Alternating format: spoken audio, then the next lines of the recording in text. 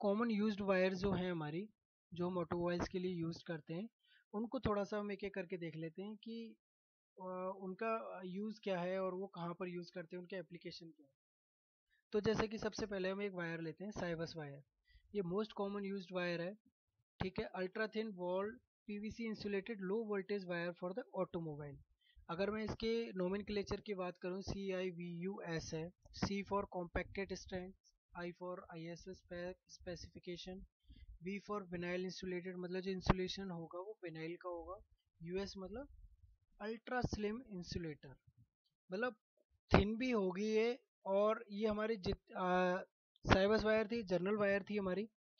तो अब इसका अगर मैं एप्लीकेशन की बात करूं, जैसे मेरी जो फर्स्ट कैटेगरी थी वायर्स की, वो अगर मैं जनरली उनकी बात करूं तो वो लो वोल्टेज सर्किट, ऑटोमोबाइल का जहाँ पे लो वोल्टेज सर्किट है, चाहे वो टू व्हीलर में है, फोर व्हीलर में है, तो उसका यूज़ वहाँ किया जाता है जहाँ पे लो वोल्टेज सर्किट वायर की रिक्वायरमेंट होती है। तो इनमें फ़र्क क्या है, मतलब अगर हम सबको यूज़ कर सकते हैं तो इनमें फ़र्क क्या रहता है। इनमें फ़र्क होता है साइज़ का, जो इंसुलेशन हम कर रहे हैं उसकी साइज़ का फ़र्क होता है। तो अगर मैं जैसे साइबस वायर के फीचर्स की बात करूं, तो जो AVSS वायर है उससे साइबस वायर की इंसुलेशन थिनर, मतलब पतली रहती है। और अगर मैं देखूं, जैसे ये हमारी जो साइबस वायर है, ये produce the great effects of the making wire harness smaller and lighter. अगर मुझे वायरिंग हार्नेस को स्मॉलर और लाइटर बनाना है तो साइबस वायर मेरे लिए बहुत अच्छी मानी जाती है। अगर मैं इसके स्टैंडर्ड की बात करूं तो ISO 6722 है। और हीट रेजिस्टेंस के बारे में मैं आपको पहले ही बता चुका हूँ, 40 से 85 डिग्री सेल्सियस की हीट के लिए हम इसको यूज़ कर सकते हैं। उसके बाद में साइबस हो गया, उसके बाद में AVSS लेते हैं। ये भी मेरा एक जर्नल वायर ही है, जो कि यूज़ होता है लो वोल्टेज सर्किट ऑटोमोबाइल्स में, two wheelers and four wheelers के लिए। तो अगर मैं इसके फीचर्स की बात करूँ तो जो हमारा AVSS वायर है, जो AVS वायर है, तो AVS वायर क्या हो गया मेरा, सुपर थिन। मतलब अगर मैं इसके नोमेनक्लेचर की बात करूँ, A for low voltage wires for automobile, V for vinyl and SS for super thin, मतलब वो और भी पतला। तो AVSS वायर क्या हो गया, have thinner insulation than AVS wire, मतलब उसकी और पतली इंसुलेशन और पतली हो जाएगी AVSS की। तो अगर मैं इसकी कंफॉर्मिटी करूँ तो मेरा जो स्टैंडर्ड है JASOD611, तो जो मेरा स्टैंडर्ड है, इससे मैं इसके फीचर्स को देख सकता हूँ। इसके बाद चलते हैं हम AVS वायर पर। फिर AB वायर है। तो अब जैसे ये AVS है तो इसमें भी नोमेनक्लेचर वही है। A का मतलब वही है, low voltage wires for automobile. V का मतलब विनाइल हो गया। S का मतलब थिन टाइप। इसका भी अगर एप्लीकेशन देखूं तो वो सेम ही है, कि लो वोल्टेज सर्किट के लिए ऑटोमोबाइल्स में, व्हीकल या मोटरसाइकिल के लिए हम इसको यूज़ करते हैं। तो इसमें भी simple, AVS wire have thinner insulation than AV wire. AVS AV wire से और ज़्यादा पतला होता है। तो बेसिकली अगर मैं इनकी बात करूं वायर्स की, तो ये इंसुलेशन का खेल है इसमें, कि इंसुलेशन कितना पतला है उसी हिसाब से हमारी कैटेगरी भी डिवाइड हुई, और हीट और करंट कैपेसिटी भी। तो अब जैसे मैं AB की बात करूं, ये भी सेम मेरा ऑटोमोबाइल्स में यूज़ होता है, लो वोल्टेज सर्किट के लिए ये हम इसको यूज़ करते हैं। ये मेरा ओल्डेस्ट वायरिंग है, मेरा AB जो कैटेगरी है मेरी, ओल्डेस्ट इलेक्ट्रिक वायरिंग है ऑटोमोबाइल के लिए, मतलब जो सबसे पुराने टाइम से यूज़ हो रही है। तो रिसेंटली हम पहले इसको यूज़ करते हैं, रिसेंटली हम मूव कर चुके हैं AVSS पर और साइबस पर। तो ये कुछ इसके स्टैंडर्ड हैं, JIS CE3406 एंड जासो D611। तो इन स्टैंडर्ड से हम इसको कंफर्म कर सकते हैं। उसके बाद में हम आते हैं EB वायर पर और HDEB। जैसे कि मैं आपको पहले ही बता चुका था, ये दोनों वायर अगर मैं बात करूँ तो मेरे low voltage circuit plus battery battery का जो वायर है उसके लिए हम इसको बेसिकली यूज़ करते हैं, battery for the automobiles, battery wires के लिए। तो EB वायर की अगर मैं बात करूं तो ये thin walled flexible wires with rope lay stranded conductor used only for the ground minus side. Minus side में अगर मुझे थिन वॉल्ड का फ्लेक्सिबल वायर चाहिए तो मैं EB कैटेगरी के वायर को यूज़ करूँगा अर्थिंग के लिए, माइनस साइड के लिए। और अगर मैं बात करूं HDEB, इसका अगर मैं नोमेनक्लेचर देखूं, हैवी ड्यूटी, H और D का मतलब होता है हैवी ड्यूटी ग्राउंडिंग बॉन्ड। तो इसका अगर मैं बात करूं तो ये EB से क्या है, ये और ज़्यादा मोटा, मतलब हैवी ड्यूटी, मतलब क्या हो गया उसका, और ज़्यादा मोटा हो गया। तो अगर मुझे मैकेनिकल स्ट्रेंथ भी चाहिए तो वो भी उससे मुझे प्रोवाइड हो जाएगी। तो इसका अगर कंफर्म करना हो मुझे दोनों को, कंफर्मिटी का जो हमारा स्केल है वो जासो D611 है। इसके बाद हम आते हैं अपने स्पायरल वायर पर। इसका मैंने एक ही एग्जांपल लिया है यहाँ पर। Spiral sheet cable for the automobiles A SSS। अगर मैं इसके नोमेनक्लेचर की बात करूँ तो A for low voltage wires for the automobile, vinyl and thin type spiral होगा ये। अगर मैं इसकी बात करूँ जैसे आप अगर इसकी स्ट्रक्चर अगर देखो तो ये मेरे दो कोर हो गए यहाँ पर। दो कोर हो गए, कॉपर स्ट्रैंड कंडक्टर हैं, दो एनील्ड कॉपर स्ट्रैंड कंडक्टर, ये दो कोर हो गई। इस पे इंसुलेशन लगा तो ये मेरी दो कोर हो गई। अब मैंने इस पे क्या स्पायरल स्पायरल शील्ड है इस पे। फिर उसके बाद में मैंने एक शीट पीवीसी और लगा दी ऊपर से। ठीक है। तो जनरली अगर मैं बात करूं, ये वाले जो मेरे वायर्स हैं, जो मतलब बेसिकली वायर तो नहीं, केवल इनको केबल्स बोलते हैं। बेसिकली केबल है, स्पायरल शील्ड केबल्स।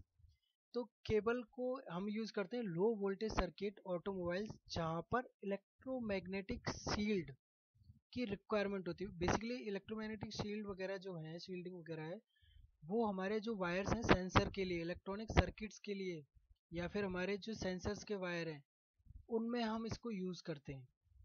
तो इसकी कंस्ट्रक्शन ही उनके लिए होती है कि ताकि इलेक्ट्रॉनिक सिग्नल्स को, इलेक्ट्रॉनिक सर्किट्स को, सेंसर्स के सिग्नल्स को ये एक साइड मतलब एक प्लेस से दूसरी प्लेस में उसको ट्रांसफर कर सके। तो फीचर्स में मैं ऑलरेडी बता चुका हूँ इसकी कंस्ट्रक्शन के बारे में।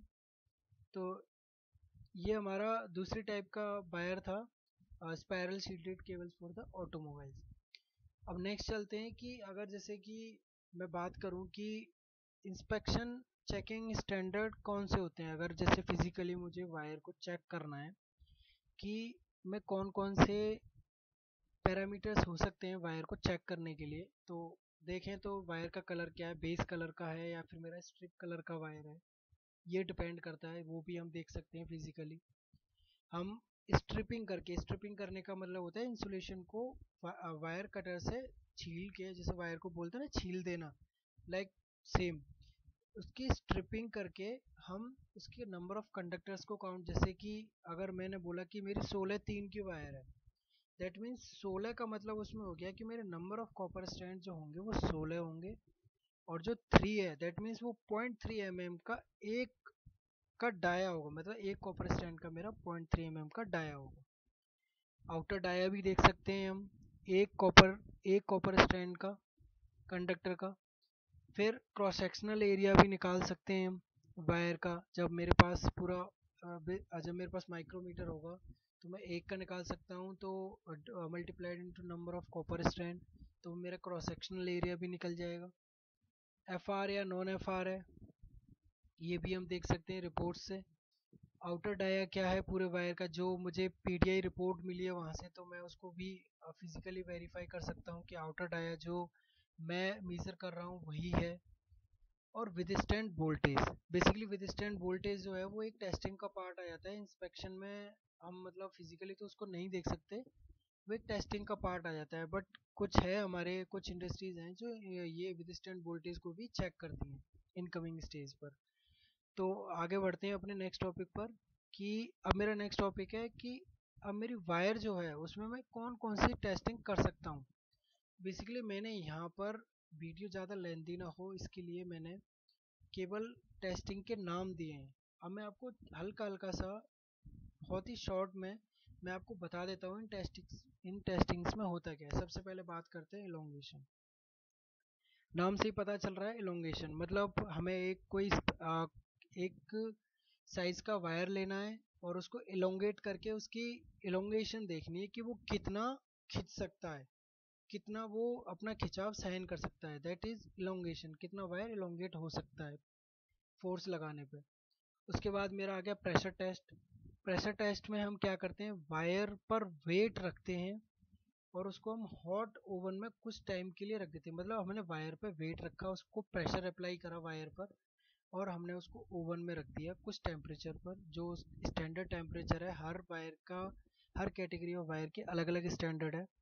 फिर हम उसके विद स्टैंड वोल्टेज मतलब होता है जो मेरा पैरामीटर है, जो मेरा स्टैंडर्ड है, जो मेरा फाइनल विद स्टैंड वोल्टेज है, मतलब उतना वोल्टेज तक मेरे वायर को कोई भी परेशानी नहीं है, मतलब कोई भी डैमेज वायर नहीं होगा, कॉपर स्ट्रैंड जलेंगे नहीं, कुछ भी नहीं होगा। तो उस वोल्टेज तक मैं एक सर्टेन पीरियड ऑफ टाइम के बाद में देखूंगा, तो वो मेरे प्रेशर टेस्ट में आ जाएगा। फिर मेरे होते हैं short term ageing, long term ageing. Basically ये बस टाइम का अंतर है। अगर मैं जैसे बात करूँ, शॉर्ट टर्म एजिंग में 40 आवर्स का टेस्ट होता है, लॉन्ग टर्म एजिंग में 3000 आवर्स तक का टेस्ट हो सकता है। तो हम इसमें करते क्या है कि हम वायर का लूप लूप मतलब बंडल्स, तो बंडल बनाते हैं वायर का, जितनी भी हमें साइज का वायर चाहिए होता है वो बंडल लूप बना के ओवन में रख दिया जाता है। और ओवन का टेम्परेचर जो स्टैंडर्ड है उस हिसाब से हम ओवन के टेम्परेचर को मेंटेन करते हैं और उसको हैंग करके रख देते हैं। जब हम उसको हैंग करके रख देते हैं, जब हमारा टाइम पीरियड ख़त्म हो जाता है, शॉर्ट टर्म है तो जितना 40 आवर्स है वो ख़त्म होता है, या फिर लॉन्ग टर्म है 3000 आवर्स का है, फिर उसके बाद में हम उसको हाई वोल्टेज पर टेस्टिंग करते हैं। जैसे कि वन 1 kV पर 1 मिनट के लिए टेस्ट करेंगे कि वायर फेल तो नहीं हो रहा। या फिर अगर मैं लॉन्ग टर्म कर रहा हूँ तो 1 kV को 30 मिनट तक हाई वोल्टेज पर रख के देखते हैं, 30 मिनट तक कि वायर मेरा फेल तो नहीं हो रहा। तो बेसिकली ये दोनों टेस्टिंग एक ही तरीके की हैं, बस इसमें अंतर ये है कि एक लॉन्ग टर्म के लिए है और एक शॉर्ट टर्म के लिए है। अब आते हैं अपनी नेक्स्ट टेस्टिंग पर, जो कि है हीट श्रिंकेज। जैसे कि खुद ही पता लग रहा है कि हीट श्रिंकेज मतलब जब मैं उसको हीट करूं तो वो कितना श्रिंक हो सकता है। अगर मैं स्टैंडर्ड की बात करूं तो हम कोई भी जैसे वायर को हम जैसे 15 मिनट के लिए हमने 150 डिग्री सेल्सियस पे रखा ओवन में, 100 मीटर के वायर को, ठीक है। उसके बाद में मैं ये देखूंगा कि उसका जो इलोंगेशन है, मतलब जो सॉरी श्रिंकेज जो है वो उसके लेंथ से 4% से ज़्यादा तो नहीं है। अगर वो जैसे कि मानो मैंने 100 का लिया, तो अगर मैं उसका 4% लूँ तो 4 ही होगा। तो अगर जैसे मैंने 100 का लिया तो अगर वो 104 तक है देन ओके। अगर वो 105 तक चला गया, उसकी जो मीजर में जो मतलब डायमेंशन है, मतलब जो लेंथ है, अगर वो 105 चली गई, दैट मीन्स वो हीट श्रिंकेज टेस्टिंग में फेल हो गया। तो ये मेरा हीट श्रिंकेज में होता है। अब बात करें थर्मल ओवरलोडिंग। थर्मल ओवरलोडिंग जैसे कि खुद ही पता लग रहा है कि हम उसको ओवरलोड करना है, टेम्परेचर ओवरलोड करना है, थर्मली ओवरलोड करना है उसको, ठीक है। अब हम बात करते हैं अपने cold cold winding test and cold impact test. जैसे कि हमारे मतलब जैसे मैं बात करूँ, कोल्ड आ गया दैट मीन्स हमें माइनस टेम्परेचर पे ही जाना है। तो -40 डिग्री सेल्सियस पर हम अपने वायर्स के बंडल्स को लेके जाते हैं। फिर हम उस पर इम्पैक्ट देखते हैं, उसका वाइंडिंग्स का इम्पैक्ट देखेंगे, ठीक है। कि जैसे मैं अगर बात करूँ कोल्ड वाइंडिंग टेस्ट में, तो कोल्ड वाइंडिंग टेस्ट में हम उसको -40 डिग्री तक लेके गए। फिर हमें उस टेम्परेचर जो हमारा विदस्टैंड वोल्टेज है उस वोल्टेज पे जाके वायर की क्या क्या वो बिहेव कर रहा है वो चीज़ें देखनी है।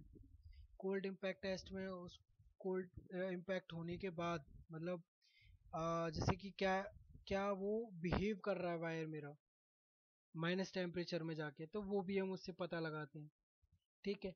इसके बाद में मेरा आ जाता है एब्रेशन। एब्रेशन जैसे कि खुद ही पता लग रहा है हम क्या करेंगे। एब्रेशन में हम क्या करेंगे, बेसिकली ये होता है इंसुलेशन के लिए।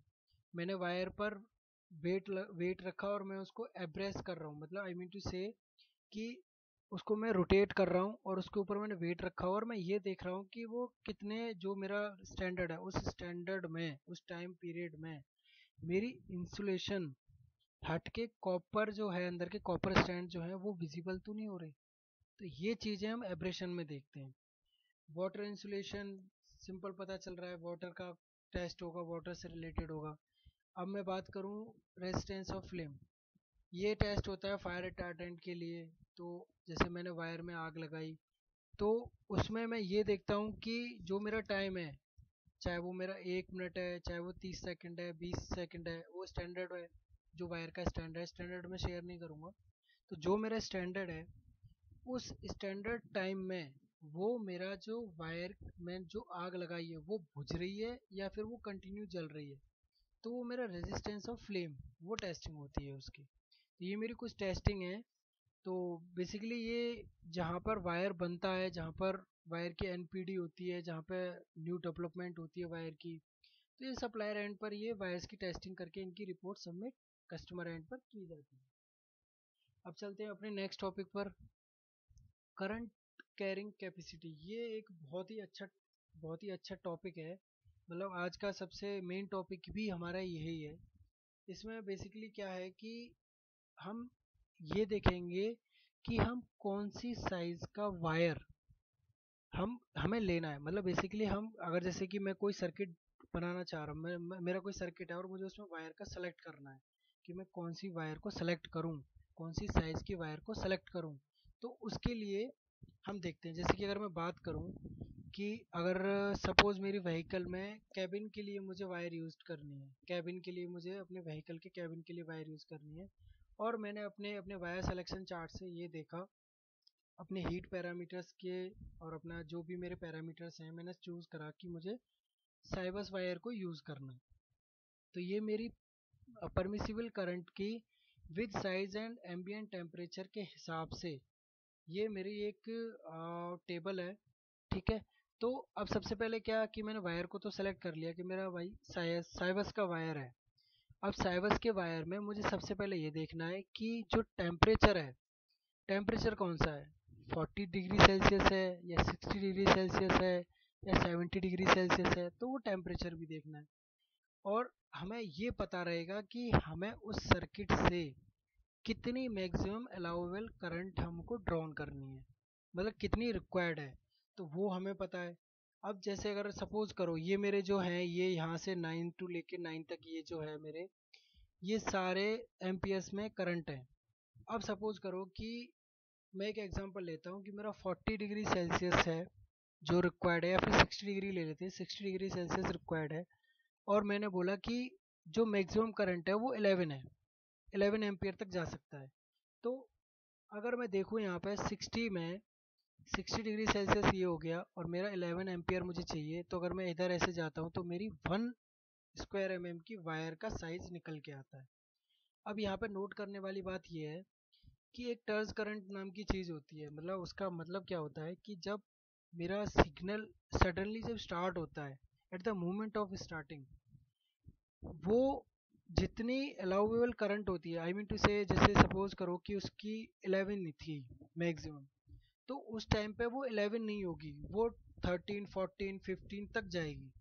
तो हमें जो वायर का साइज सेलेक्ट करना है, हमें सिंपल है, जितना हमारा मैक्सिमम अलाउेबल है उससे बड़ा ही लेना है, ताकि जो हमारा टर्च करंट है वो भी विदस्टैंड उस साइज के वायर से हो सके।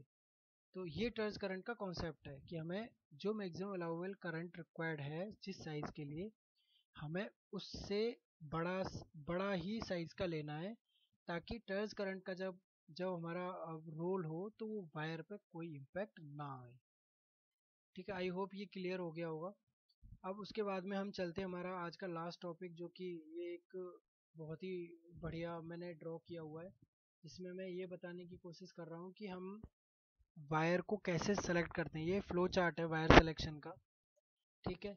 तो सबसे पहला, जैसे मुझे जब वायर को सेलेक्ट करना है तो सबसे पहला मेरे दिमाग में क्वेश्चन ये आता है कि मेरी जो परमिसिबल करंट है, जो मुझे करंट चाहिए, मैक्सिमम अलाउेबल करंट जो है वो क्या है, मतलब लो है या हाई है।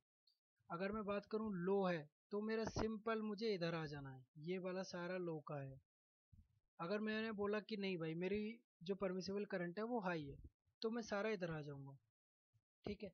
अब हाई करंट है, अब मेरा क्वेश्चन आता है कि थिक टाइप है, हीट रेजिस्टेंस टाइप भी है, हाँ जी। फिर उसके बाद हम आगे जाएंगे कि कौन सी, मतलब जनरल पर्पस के लिए यूज़ करना है या बैटरी के लिए यूज़ करना है। अगर मैं बोलूँ मुझे जर्नल के लिए यूज़ करना है, जर्नल के लिए यूज़ करना है तो मैं ए बी का यूज़ करूँगा 0.5 से 40 तक का। अगर मुझे बैटरी के लिए, जैसे मैं पहले बता चुका हूँ, बैटरी के लिए यूज़ करना है, कैथोड में कौन सा लगेगा, एनोड में कौन सा, कैथोड में एच डी ई बी और एनोड में ई बी ग्राउंडिंग के लिए, ठीक है। तो ये वाले वायर्स लग जाएंगे मेरे, जो कि H D E B 9 to 40 होता है, ई बी 5 to 60 है। तो ये मेरे हो गए हाई के लिए। अब अगर मैं बात करूँ लो के लिए, तो लो में मेरा फिर नेक्स्ट क्वेश्चन आता है कि thin type, heat resistance type. तो फिर आपके दो ऑप्शन होंगे, या तो आइदर यस और नो। अगर यस है तो आप इधर आ जाओगे, अगर नो है तो आप ऐसे चलोगे। तो पहले हम डिस्कशन कर लेते हैं यस पर। तो यस में आई। फिर हमारा क्वेश्चन आएगा नेक्स्ट कि एंटी नोइज टाइप चाहिए। फिर आपके दो ऑप्शन होंगे, यस और नो। अगर यस है तो आपको ये वाले चलेंगे, और नो है तो ये वाले चलेंगे।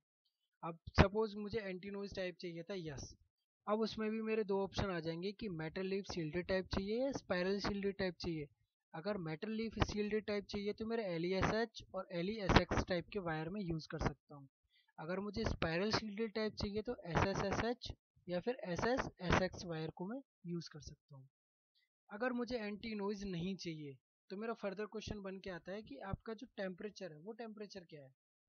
अगर आपका टेम्परेचर 100 तक है, अप टू 100 तक है, तो आप ये थ्री टाइप्स के वायर को यूज़ कर सकते हो। अगर आपका 100 से ज़्यादा है या 120 तक है तो आपको ये वाले वायर यूज़ करने हैं। जैसे कि अगर 100 है तो 100 के केस में आप कौन सी यूज़ करोगे, नॉन। अगर फिर उसमें भी तीन कैटेगरी आती है कि आपको कौन सा wire, non cross linked super thin wall type, या फिर cross linked super thin wall type, या cross link thick wall type. तो ये डिफरेंट कैटेगरीज आ जाएंगी। ये डिपेंड करेगा कि हमें कौन सा वायर चाहिए। अगर मुझे सपोज कि मुझे cross linked super thin wall type चाहिए तो मैं AVSS का वायर यूज़ करूँगा। ठीक है। सेम मेरा 120 के लिए भी है। 120 के लिए भी मैं ये देखूंगा कि मैं सुपर थिन चाहिए या मुझे थिक चाहिए क्रॉस लिंक्ड में। ठीक है, वो मेरे नॉन क्रॉस है। ये ये मेरा नॉन क्रॉस के लिए था 100 डिग्री सेल्सियस में। ये मेरे दोनों क्रॉस लिंक्ड हैं। तो क्रॉस लिंक्ड में देख लेंगे कि अगर मुझे सुपर थिन चाहिए तो AESSX, और अगर मुझे थिक में चाहिए तो AEX। अब आते हैं हम नहीं नहीं वाले केस में कि मेरा थिन नहीं था। तो उस केस में नहीं था, फिर मैं एक क्वेश्चन करूंगा कि एंटी नॉइज टाइप चाहिए या नहीं।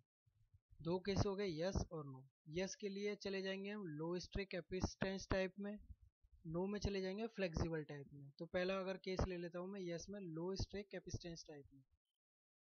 अगर लो स्ट्रे कैपेसिटेंस टाइप, उसमें भी दो केस हैं, यस और नो। अगर यस है तो braid shielded type, spiral shielded type का यूज़ कर सकते हैं। नो है तो मेटल लीफ शील्डेड टाइप और स्पाइरल शील्डेड टाइप का यूज़ कर सकते हैं, जो कि शील्डेड वायर्स हैं ये।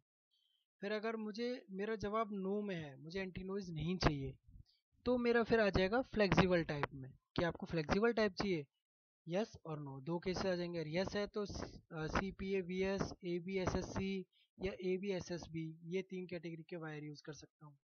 अगर नो आता है तो मैं जनरल पर्पस वायर है मेरा, तो मैं AB, ABSS, ABSIVS और CAVUS ये वायर्स में यूज़ कर सकता हूँ। ये बहुत इंपॉर्टेंट है मेरा, ये पूरा जो फ्लो चार्ट है वायर को सेलेक्ट करने के लिए, तो बहुत ही इंपॉर्टेंट होता है ये। और जो मैंने इससे पिछला वाला ये बताया था करंट कैपेसिटी वाला, कि हमें कितने मैक्सिमम ड्रॉन कैपेसिटी करंट की है, फिर उसमें टर्च करंट को ऐड करके हमें साइज को सेलेक्ट करना होता है वायर्स के। तो ये दोनों बेसिकली ये दोनों बहुत ही मेन टॉपिक्स हैं। तो ये आज के मेरे टॉपिक्स थे। तो बहुत बहुत धन्यवाद आपका देखने के लिए। तो आज जैसे कि मैंने वायर्स के बारे में आपको बताया, तो अगली जो वीडियो है वो एक हफ्ते बाद आपको मिलेगी टर्मिनल्स के बारे में। तो उसमें मैं आपको बताऊंगा कि हमारे टर्मिनल्स कौन कौन से टाइप्स के टर्मिनल हैं, टर्मिनल में क्या क्या चीज़ें हो सकती हैं, क्या क्या दिक्कतें होती हैं, क्रिम्पिंग में कौन सी दिक्कतें हो सकती हैं, क्या उसमें इश्यूज आ सकते हैं। तो बहुत सारी चीज़ें हैं जो मैं डिस्कस करूँगा। तो मेरा रिक्वेस्ट रहेगा आपसे कि अगर आप आप कुछ वायरिंग हार्नेस में, ये चाइल्ड पार्ट्स के बारे में, वायरिंग हार्नेस के बारे में कुछ सीखना चाहते हो तो मेरे चैनल को सब्सक्राइब करो, ताकि आप, और नोटिफिकेशन को भी ऑन करो, ताकि आपको जब भी मैं वीडियो अपलोड करूँ तो आपको एक नोटिफिकेशन मिल जाए वीडियो अपलोड का। तो बहुत बहुत धन्यवाद आपका, आप सभी लोगों का मेरी वीडियो को देखने के लिए। अगर आपका कोई भी क्वेश्चन है, कोई भी वायरिंग हार्नेस से रिलेटेड अगर आपका कोई भी क्वेश्चन है, मैंने अपनी फर्स्ट, जब मैंने स्टार्ट किया था तो यहाँ पर मैंने अपनी मेल आईडी अपनी लिखी हुई है, vipinparmar197@gmail.com। आप मुझे इस मेल आईडी पे मेल ड्रॉप कर सकते हो, आपका जो भी क्वेश्चन है वायरिंग हार्नेस से रिलेटेड। तो मैं आपके क्वेश्चन का तुरंत तो नहीं, लेकिन जब भी मुझे टाइम मिलेगा, जब मैं उसको देखूंगा, तो मैं उस पर श्योरली आपको रिप्लाई ज़रूर करूँगा। अगर आपका कोई जनरल क्वेश्चन है तो आप कमेंट्स में भी मुझे वो क्वेश्चन आप लिख सकते हो, मैं वहाँ पर भी आपको क्वेश्चन का आपका रिप्लाई कर दूँगा। तो बहुत बहुत धन्यवाद आप सभी लोगों का। फिर से रिक्वेस्ट है कि आप मेरे चैनल को सब्सक्राइब करें। So thank you for watching my video. Thank you.